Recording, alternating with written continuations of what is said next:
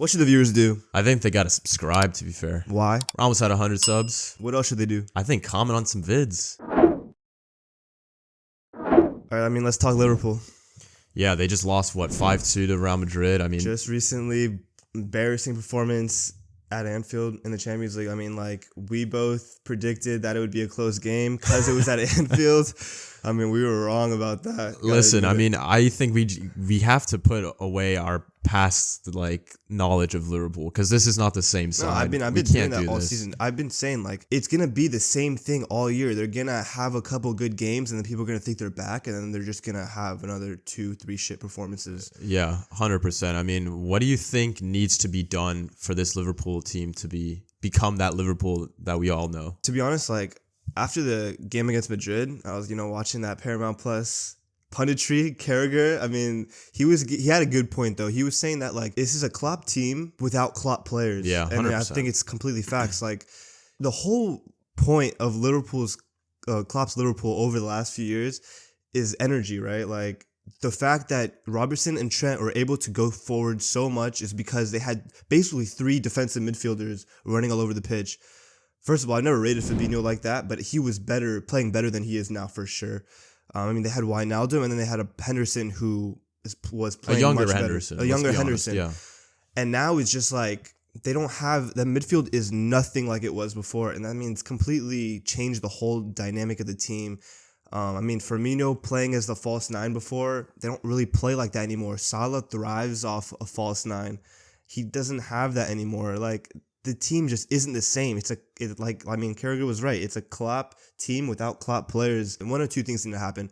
Either FSG need to go and buy actual Klopp players, or Klopp needs to go. I think those are the only 2 options. Yeah, 100%. When you say Klopp players, the players that he had are still there. They're just not the same anymore. They just got ran into the ground so much. I think the way Klopp plays, he expects so much from a player. I think they just use their gas tank up already. They're just not performing the same. I've constantly, said this. Their conditioning and their work rates from past seasons were at number 1 and 2 and 3 in the Premier League. This season, they're almost the bottom, 18th, 17th. So it's a clear indication that, they're not running, they're not pressing, and they just got to go. I think that FSG or Klopp, whoever the management, they were definitely investing in their youth. We saw that they were getting Carvalho. They're playing a lot of Elliott. They were investing in so many youth players because that's what big teams do. They have that established core, and then they invest in the youth so that, they can replicate that once they grow into, the players that they're expecting to be. But however, they just didn't expect to see such a fall off from their experienced veteran players. As well as, they didn't replace, like we said, Wijnaldum, didn't replace him. Sadio Mane, replacements haven't came in from him. Gakpo and Nunez, they're good players, and they can replace Mane's goals, but they're all at the same time they're different players. I think they're different types of players. They're Rolls Royce players. They're not a blue collar worker Mane is workhorse. Mane is gonna turn up for you in the big game. He's gonna give you 100%. He's gonna press. He's gonna play defense. He's gonna Nunez can do that, but he needs service as well. You saw in the Madrid game, he can't create for himself. Mane can create for himself. 100%. Gakpo can do it a bit, but he's also not. He's a Rolls Royce player. Yeah, 100% Rolls Royce. We have to touch on the back line as well. It's not for sure. The back line, I think, is the main problem here. If I'm being honest, I don't really think it's the main problem, but it's a domino effect. When the front line isn't doing its job the past years, and the midfield, the back line is going to look just as bad. Obviously, defensively, they're terrible this season. Van Dijk is obviously a shadow of himself before the ACL injury. But at the same time, I think if you put a solid midfield in front of Van Dijk, like he had in previous years, he'll look better. And Joe Gomez, he's never been that guy really. Struggled with injuries, and same deal with Robertson and Trent. If you put good defensive players in front of them, their flaws will not shine as much. Yeah, I think you nailed it on the head. I think that they had such a great midfield that they covered for the defensive woes that they probably had. People were saying Joel Matip was damn near world class, and looking at him just as a pure individual perspective, he's not world class. No, he's never been world class, but in the system it worked. He was the aggressive center back next to Van Dijk, who was the more intelligent center back.